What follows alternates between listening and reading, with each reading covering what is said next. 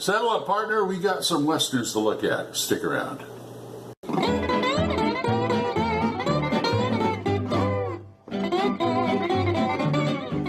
Hiya, folks. Old Man Grognard here, and today I want to talk about a specific type of westerns. Specific type of westerns starring a specific type of actor, who is Randolph Scott. Now, I am kind of a fan of the western genre, especially I don't like the early stuff, the old, singing cowboy, serial type, Gene Autry stuff. I like the later, 50s, 60s type westerns. What they used to call psychological westerns, which means adult westerns. Not that they want. I mean, at first they were kind of, there were Saturday afternoon things for the kids and stuff. But then finally they started to, do some more adult things in the 50s. I mean, the western's been around a long time, so there's been several permutations. But anyway, I want to talk about the westerns made by Randolph Scott.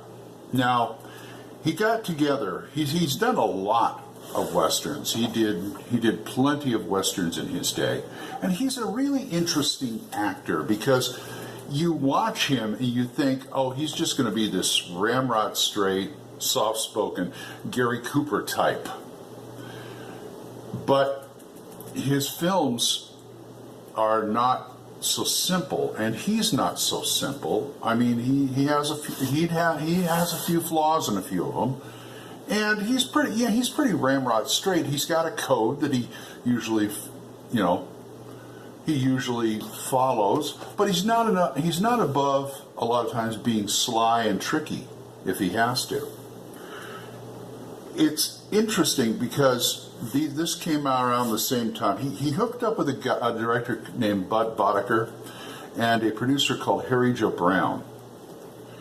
And Budd Boetticher did some westerns and a few other films, and he did a lot of like I said, they called psychological westerns because they dealt with deeper subjects. I mean, on the surface, there was the typical western tropes, but you dig down deeper, there's a lot of good stuff going on in there, some really dramatic things, and he takes you by surprise. Let me put it that way.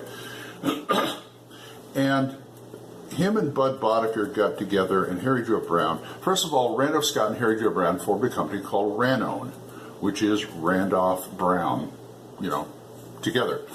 And they did a series. Now, he's done other things with Budd Boetticher before, but there's a sixth that he did directed by Budd Boetticher and produced by Harry Joe Brown that are called the Ranown cycle. They're not really a cycle, but it's the same production company, same star, things like that.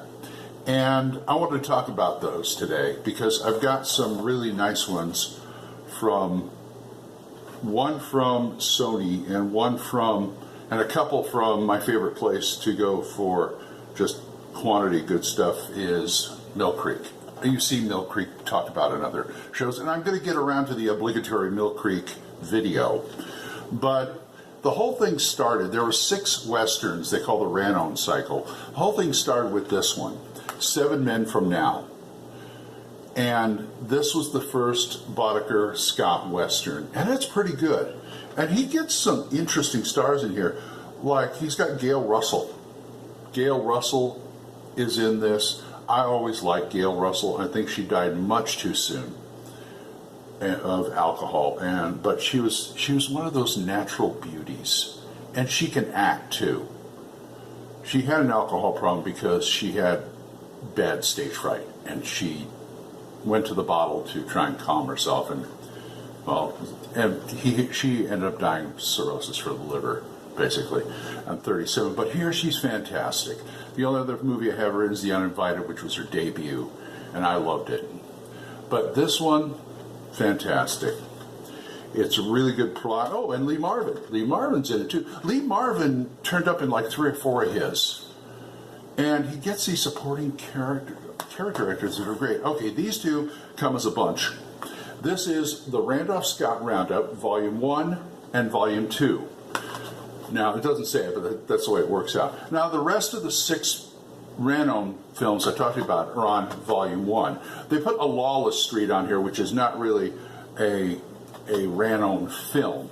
But the other five rather, are The Tall Tea, Decision at Sundown, Buchanan Rides Alone, Ride Lonesome, and Comanche Station. There's a couple of them I'm very fond of. The other two are not bad. The rest of them are not bad. Lawless Street actually is a pretty good picture. And I like, first of all, like I said, he gets really good supporting actors. Lee Marmon's in four of these. Richard Boone is in The Tall Tea. And he's really good in this. Also, who else? Oh my goodness. One of my favorite, Ride Lonesome. You talk about an all-star cast. You've got Pernell Roberts, who is just starting with Bonanza. And who else is in there?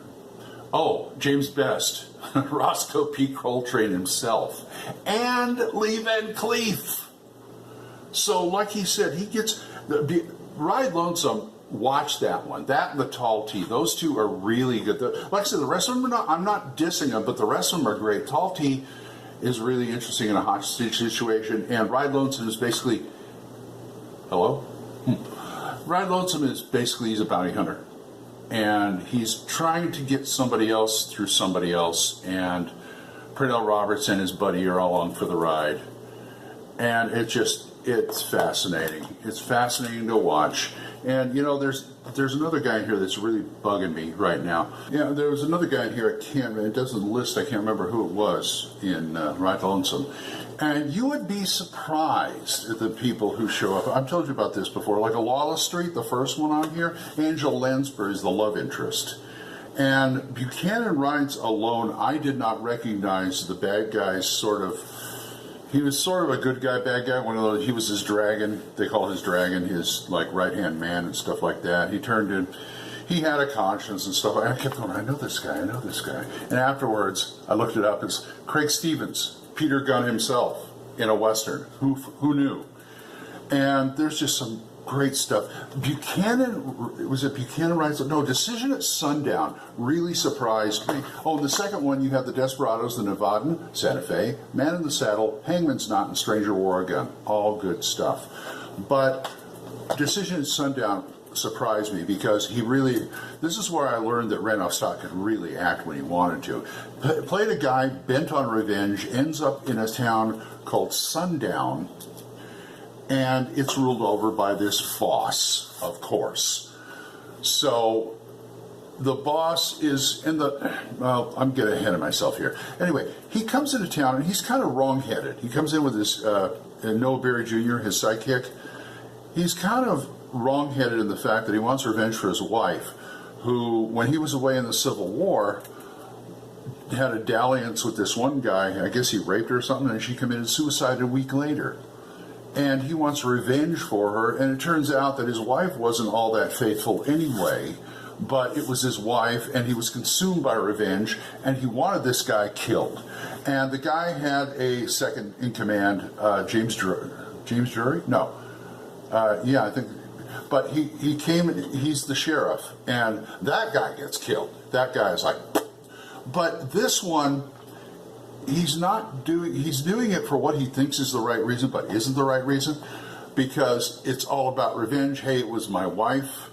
Don't talk to her about her like that, even though everybody knew she was. And the whole town, it's interesting because the bad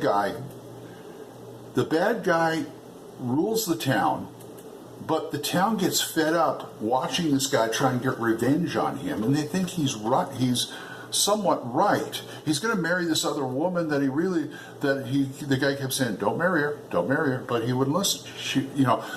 But he ends up, he's got a kind of a conscience, not a conscience, but I mean, the bad guy he rules the town, but he feels bad because he has the other guys do stuff, but the guy calls him out, and he decides, okay, I got to go do this myself, because he already killed the sheriff and all this other stuff. And so, but he decides to man up and do it. And at the end, the town stands up to him. And the funny thing is, two things happen that I've never seen in a Western before.